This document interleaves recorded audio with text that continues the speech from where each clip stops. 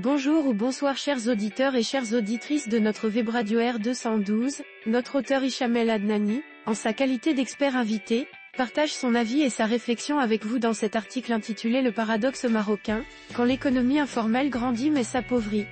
Le voici en podcast pour vous. Hicham El Adnani entame sa présentation par un constat aussi surprenant qu'instructif. 10 ans après l'enquête de référence de 2014, l'enquête menée par le Haut Commissariat au Plan entre 2023 et 2024 dévoile un paradoxe économique saisissant, alors que le secteur informel marocain connaît une expansion quantitative remarquable, passant de 1,67 à 2,03 millions d'unités de production, sa contribution relative à l'économie nationale s'amenuise progressivement. Cette contradiction fondamentale entre croissance absolue et déclin relatif constitue le fil rouge d'une transformation structurelle qui redéfinit les contours de l'économie marocaine. L'expert situe ensuite l'enquête dans un contexte crucial et en souligne la portée. La pertinence temporelle de cette enquête ne saurait être sous-estimée. Réalisée dans un contexte post-pandémique où les vulnérabilités économiques ont été exacerbées, elle capture une économie informelle à la croisée des chemins, entre adaptation résiliente aux chocs externes et marginalisation croissante face à la modernisation économique formelle. Cette tension temporelle confère au résultat une acuité particulière, révélant non seulement l'état présent du secteur, mais également les trajectoires possibles de son évolution. Hicham El Adnani approfondit ensuite son analyse avec ce qu'il nomme le grand paradoxe du secteur. Le grand paradoxe. Croissance invisible et déclin relatif. L'économie du visible et de l'invisible révèle la métamorphose structurelle du secteur informel, qui illustre une contradiction fascinante entre visibilité sociale croissante et invisibilité statistique persistante. Avec 77,3% des unités désormais localisées en milieu urbain, l'informalité s'urbanise et se densifie, devenant partie intégrante du paysage économique des grandes métropoles. Cette présence physique accrue contraste paradoxalement avec son déclin dans les agrégats macroéconomiques, sa part dans la production nationale hors agriculture chute de 15% à 10,9%, tandis que sa contribution à la valeur ajoutée nationale régresse de 16,6% à 13,6%. Ce constat amène l'auteur à remettre en question les outils traditionnels d'analyse économique. Cette divergence révèle les limites conceptuelles des approches traditionnelles de mesure économique. Le secteur informel devient simultanément plus présent dans l'espace urbain et moins significatif dans les comptes nationaux, illustrant une forme de croissance appauvrissante, où expansion quantitative rime avec dilution qualitative de la valeur créée. Dans la continuité de son propos, l'expert aborde la complexité d'une mutation sectorielle en cours. La tertiarisation paradoxale manifeste un second phénomène structurel remarquable. L'évolution sectorielle du secteur informel révèle une sophistication et une précarisation simultanées. La progression des services, de 18,6% à 24% de la production informelle, et le maintien du BTP, 18,4%, témoignent d'une sophistication apparente des activités. Cette tertiarisation suggère une adaptation aux mutations de la demande urbaine et une montée en gamme des prestations proposées. Cependant, Hicham El Adnani montre que cette modernisation reste incomplète et inégalement répartie. Pourtant, cette sophistication sectorielle coexiste avec une précarisation infrastructurelle persistante. Si 94% des unités disposant d'un local professionnel accèdent à l'électricité, les taux d'accès à l'eau potable, 46%, à l'assainissement, 43%, et à Internet, 41%, révèlent un déficit structurel qui entrave la réalisation du potentiel productif. Plus révélateur encore, 55,3% des unités n'ont aucun local professionnel fixe, proportion qui atteint 90,2% dans le BTP. Cette contradiction structurelle nourrit ce que l'auteur désigne comme un développement dissocié. Cette coexistence entre modernisation sectorielle et archaïsme infrastructurel illustre une forme de développement dissocié où les activités évoluent sans que les conditions matérielles de leur exercice ne suivent cette transformation. L'expert invité poursuit son analyse en mettant en lumière une autre fracture, celle liée au genre. L'anatomie sociologique de l'exclusion. Le recul féminin constitue un révélateur de tensions structurelles. La marginalisation croissante des femmes dans la direction des unités informelles, leur part régressant de 8,8% à 7,6%, constitue un analyseur privilégié des tensions sociétales contemporaines. Cette évolution régressive intervient paradoxalement dans un contexte de transformation sociale supposée favorable à l'émancipation féminine, révélant la persistance de mécanismes d'exclusion profonds. Mais comme il le montre ensuite, cette tendance globale mérite d'être nuancée. L'analyse sectorielle nuance toutefois ce diagnostic. Les femmes maintiennent une présence significative relative dans l'industrie, 20,9% en 2023 contre 22,3% en 2014, suggérant une concentration dans certains créneaux spécialisés malgré la tendance générale au recul. Cette segmentation genrée révèle des stratégies d'adaptation différenciées face aux contraintes structurelles. L'expert explore également les origines de cet accès différencié à l'informalité.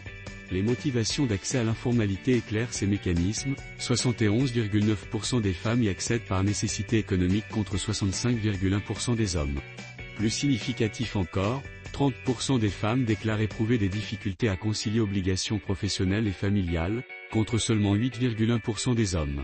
Ces chiffres révèlent une pénalité maternelle, informelle qui reproduit, dans l'économie parallèle, les inégalités observées dans l'économie formelle. Hicham El Adnani poursuit sa réflexion en analysant une autre mutation de fond, celle liée au profil des dirigeants. La transformation générationnelle et éducative témoigne d'une évolution démographique remarquable. L'évolution du profil des dirigeants d'unités informelles témoigne d'une transformation générationnelle significative. L'âge moyen passe de 42,5 à 45 ans, tandis que le niveau d'instruction s'améliore substantiellement, la part des dirigeants sans niveau scolaire chute de 34,3% à 18,6%, tandis que celle des diplômés du secondaire progresse de 28,8% à 40,5%. Cette évolution interpelle sur les rapports entre qualification et insertion économique. Cette élévation du capital humain dans le secteur informel pose des questions fondamentales sur l'adéquation entre formation et débouchés dans l'économie formelle. Elle suggère que l'informalité ne constitue plus seulement un refuge pour les populations les moins qualifiées, mais également un espace d'absorption d'une main-d'œuvre éduquée que l'économie formelle peine à intégrer. Le diagnostic se poursuit avec ce que Hicham El Adnani qualifie de révolution silencieuse. La révolution silencieuse des échanges intersectoriels. L'intégration paradoxale dans les chaînes de valeur constitue l'une des transformations les plus significatives révélées par l'enquête.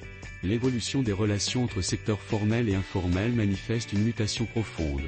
La diminution de l'auto-approvisionnement du secteur informel, de 70,9% à 57%, parallèlement à l'augmentation des achats au secteur formel, de 18,2% à 33,7%, témoigne d'une intégration croissante dans les chaînes de valeur nationales. Mais cette évolution n'est pas sans limite, comme le précise l'auteur.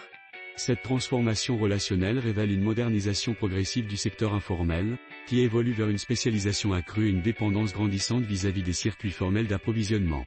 Paradoxalement, cette intégration économique ne s'accompagne pas d'une formalisation administrative correspondante, seuls 14,2% des UPI sont inscrites à la taxe professionnelle, 9,8% affiliés à la CNSS, et 1,7% bénéficient du statut d'auto-entrepreneur.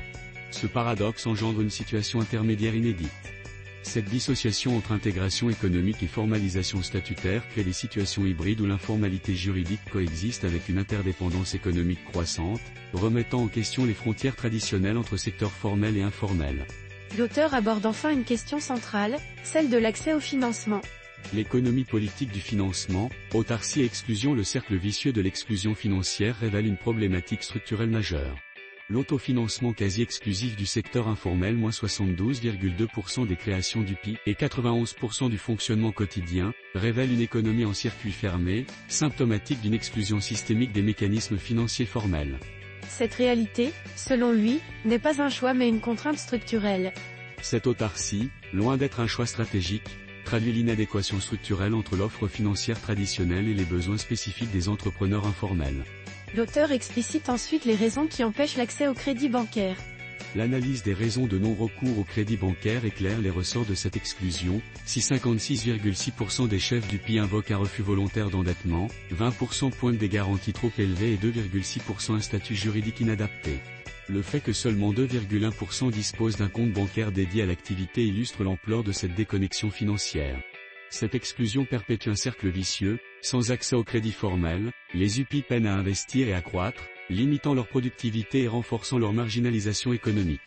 Enfin, Hicham El Adnani conclut son analyse en évoquant l'extrême disparité interne au sein même de ce secteur.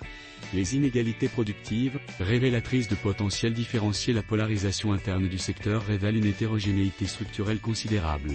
La concentration de 65,4% de la valeur ajoutée totale dans les 20% d'UPI les plus productives révèle une hétérogénéité interne considérable. Cette polarisation interroge sur l'existence de segments distincts au sein de l'informalité, d'un côté, des unités de subsistance à faible productivité, de l'autre, des entreprises quasi formelles générant une valeur ajoutée substantielle. Les variations sectorielles de productivité sont particulièrement révélatrices. 75 707 DH par actif dans l'industrie contre 48 368 DH dans le commerce et 48 727 DH dans les services. Ces écarts illustrent les potentiels différenciés de développement selon les branches d'activité et suggèrent la nécessité d'approches sectorielles différenciées dans les politiques d'accompagnement. Notre consultant continue son article ainsi. Vers une refondation des politiques publiques, le bilan mitigé du statut d'auto-entrepreneur constitue un indicateur révélateur des limites des politiques actuelles. Le recours dérisoire au statut d'auto-entrepreneur, moins 1,7% des UPI seulement, constitue un échec patent des politiques de formalisation. Cet instrument, conçu pour faciliter la transition vers l'économie formelle, ne répond manifestement pas aux besoins et contraintes spécifiques du secteur informel. Cette situation impose une refonte complète des mécanismes d'incitation à la formalisation. L'accompagnement différencié pourrait s'inspirer du modèle des coopératives féminines dans l'artisanat, qui combine formation technique, accompagnement commercial et services sociaux, garde d'enfants, horaires flexibles. Transposé au secteur informel, ce modèle intégrerait conseil juridique, formation comptable simplifiée, et surtout, services de conciliation vie professionnelle familiale pour les femmes entrepreneurs. La microfinance adaptée représente un levier d'intervention essentiel. Au-delà du microcrédit traditionnel, elle pourrait inclure des instruments innovants, prêts à garantie solidaire entre entrepreneurs d'un même quartier, financement basé sur les flux de trésorerie plutôt que sur les garanties traditionnelles, et surtout, éducation financière couplée à un accompagnement comptable simplifié. L'objectif serait de créer un écosystème financier parallèle, adapté aux spécificités des circuits économiques informels. Une révolution fiscale s'impose également. La politique fiscale doit évoluer d'une logique de prélèvement vers une logique d'incitation. Du prélèvement à l'incitation, cela implique l'instauration d'un seuil d'exemption rehaussé, d'une progressivité adaptée aux revenus réels, et surtout, d'une période de grâce fiscale de 3 ans pour les nouvelles formalisations, accompagnée d'un service public d'accompagnement comptable. Ensuite, l'auteur termine son analyse en précisant l'informalité comme laboratoire du futur économique ainsi. L'informalité comme laboratoire du futur économique, l'enquête 2023 à 2024 révèle un secteur informel en transition, pris entre logique d'adaptation et contraintes structurelles persistantes. Loin d'être un résidu archaïque appelé à disparaître, l'informalité marocaine constitue un laboratoire d'innovation économique et sociale qui anticipe certaines mutations du travail contemporain, flexibilité, proximité, économie de service, circuit court.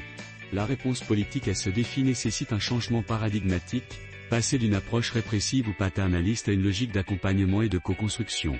Il s'agit moins d'éradiquer l'informalité que de l'accompagner vers des formes d'organisation plus productives et équitables, tout en préservant sa capacité d'innovation et d'adaptation. L'enjeu ultime transcende la seule formalisation, il s'agit de construire un modèle de développement inclusif capable de transformer la créativité informelle en dynamique formelle de croissance, tout en préservant les mécanismes de solidarité et de résilience qui font la force de ce secteur. Dans le sillage du nouveau modèle de développement impulsé par Sa Majesté le Roi, cette transformation représente une opportunité majeure pour le Maroc de réinventer ses modèles de développement et de relever les défis de l'emploi et de l'inclusion économique. Merci de votre écoute sur R212, restez connectés pour d'autres réflexions éclairantes.